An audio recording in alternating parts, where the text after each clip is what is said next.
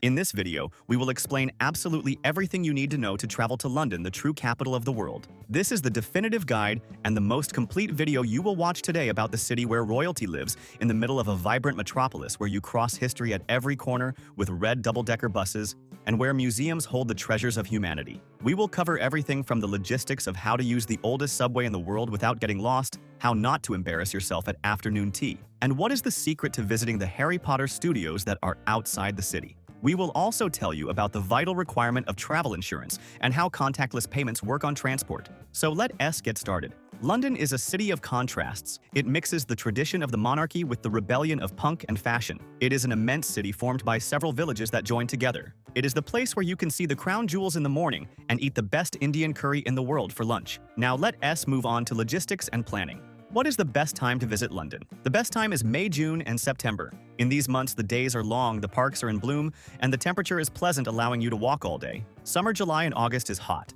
and the city is crowded with tourists. The sun sets after 9 at night, which makes the day very long, but the subway can get stuffy, as many lines do not have air conditioning. Winter is magical at Christmas time, with the lights of Oxford Street and Winter Wonderland in Hyde Park. But be prepared, it gets dark at 4 in the afternoon, and it is very cold and rainy. Spring is beautiful, but the weather is unstable. It can rain and be sunny 5 times on the same day. And how many days to stay? London is inexhaustible. To see the basics, Big Ben London Eye, and a museum 3 days are enough. But to feel the city, explore neighborhoods like Camden and Notting Hill, and enter the attractions, the ideal is 5 to 7 full days. Now let us talk about transportation and how to get around. To arrive, you will probably land at Heathrow Airport, which is the main one. To leave the airport, the best option by far is the Elizabeth line. It is the most modern train line in the city, has air conditioning, and drops you in the center in 40 minutes for about $17. The express train Heathrow Express is faster, but costs double, and is not worth it as much. To get around the city, the subway called the Tube is your life. It goes everywhere. The golden rule of payment. Do not buy paper tickets, and you no longer need to buy the Oyster card if you have an international credit card or phone with contactless payment. Just tap the card on the yellow reader at the entrance and exit. The system automatically calculates the daily cap, meaning after a certain amount, about $11 or $12 a day, you pay nothing else no matter how many trips you take. It is practical and economical. Red buses are great for seeing the city while moving and cost less than the subway. Avoid black cabs unless you want the experience, as they are very expensive. Staying in a good region will define the style of your trip. The first option and the most practical is Covent Garden and Soho. You stay in the heart of entertainment, close to theaters, restaurants, and shops. It is expensive and noisy, but you do everything on foot. The second option is Kensington and Chelsea. It is the chic area close to museums, natural history, and Victoria, and Albert and Hyde Park. It is quieter, elegant, and safe. The third option is King's Cross and St. Pancras. It is excellent for logistics, as it connects to all subway lines and trains to Paris or Scotland. The region has been revitalized and is now super modern. The fourth option is Shoreditch. It is the hipster neighborhood in the east, full of street art, vintage markets, and young nightlife.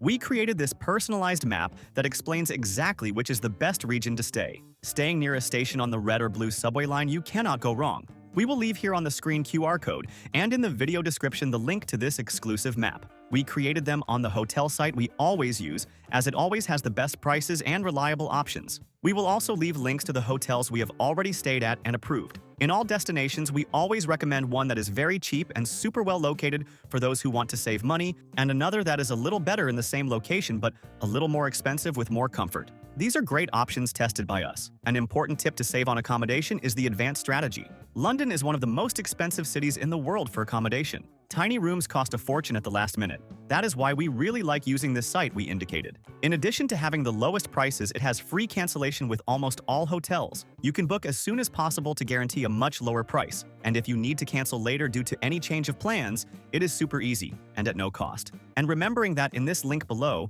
we always organize everything you need to set up your entire trip for the lowest price on a single page. The sites we use to build our trips and that have everything much cheaper, such as international eSIM, cell phone chip to have internet, and use Google Maps Essential in London travel insurance with discount, which is mandatory in Europe. Tickets for London Eye and Harry Potter, good and cheap hotels we have already stayed at, and the global account. Save this page in your favorites. Now let S get to the main attractions with details you cannot miss. Attraction number 1 is the Tower of London. Do not confuse it with the bridge. It is a medieval castle where the crown jewels are kept. Arrive early to see the jewels without a line. Take the free guided tour with the beefeaters, the ceremonial guards who tell the stories of executions and torture of the place. Attraction number 2 is Tower Bridge. It is the most famous bridge, the one that opens for ships to pass. You can cross on foot for free or pay to go up to the glass walkways at the top and see the traffic down below. Attraction number 3 is the Westminster area. There you see Big Ben, which is actually the name of the bell. The tower is Elizabeth Tower, the Parliament, and Westminster Abbey,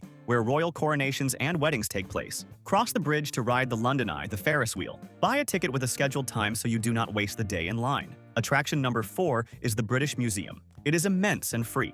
There are the Rosetta Stone, the Egyptian mummies, and the Parthenon marbles. If you have little time, focus on these areas. Attraction number 5 is Buckingham Palace. It is the official residence of the king. The changing of the guard happens at 11 in the morning on alternate days. Check the schedule online, but arrive an hour early if you want to see anything other than the backs of other tourists. Attraction number 6 are the markets. Borough Market is a foodie paradise near London Bridge. Camden Town is the alternative market birthplace of rock and punk, with exotic shops and street food by the canal. Portobello Road in Notting Hill is famous for antiques and colorful houses go on Saturday. Attraction number 7 is the Sky Garden or Horizon 22. These are buildings with gardens at the top and incredible views of the city. Entry is free, but you need to book on their website 3 weeks in advance, as tickets disappear in minutes. An important tip that will save you time and money is to buy tickets for paid attractions in advance. The London Eye Tower of London and Madame Tussauds are expensive on the spot. We will leave in the QR code on the screen and in the description the link to the site where we always buy tickets and tours for the lowest price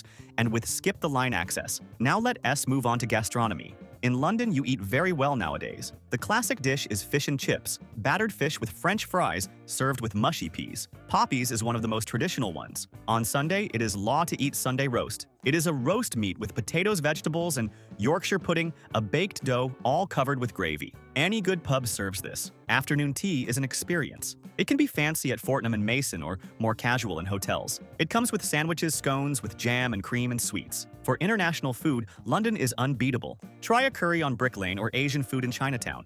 Quick and in-depth shopping tips. Oxford Street and Regent Street are the streets of big stores like Primark, Zara, and the famous Hamleys toy store. Harrods is the most luxurious department store in the world. It is worth a visit, even if only to see the food hall. For different and vintage things, go to Carnaby Street or the Spitalfields markets. What to do at night? London S nightlife is vibrant. The West End is London S Broadway. Watching a musical like The Lion King or The Phantom of the Opera is mandatory.